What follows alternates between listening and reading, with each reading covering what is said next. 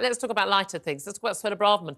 She's released some information, some details she claims to the Telegraph is part of the deal that she agreed, wasn't signed and sealed, but agreed in front of witnesses, she says, with Rishi Sunak when she agreed to back him for the leadership last year, where he would agree to, for instance, raising the salary threshold for people applying for visas, and would limit the number of, dependents and the like. And, you can't turn up to do some foreign language course at some former polytechnic and get a visa here. You have to be at a Russell Group University doing a useful subject for the country.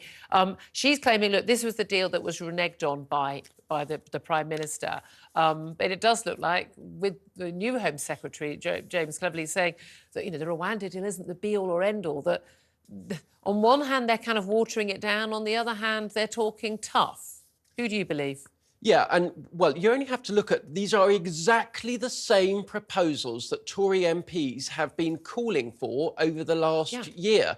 They say, if you make all of these proposals, you will meet the manifesto commitment, which, by the way, is net migration of 229,000 or lower.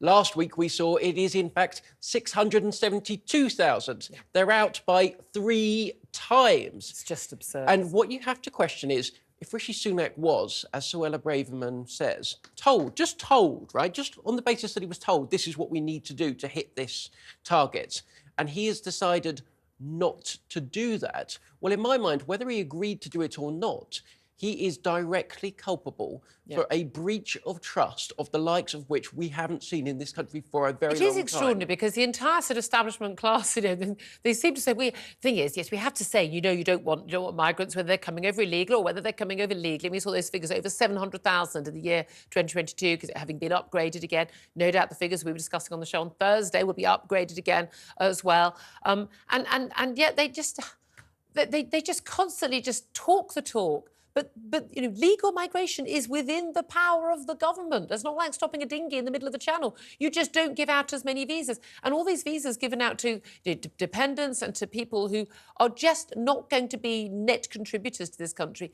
The public have said, we don't want this. When are they going to listen to us? Yeah, and by the way, it doesn't even require legislation. Just a stroke of a pen. They could do it tomorrow if they want to. Why don't they want to? You work with a lot of Conservative MPs calling for this. Why don't they want to?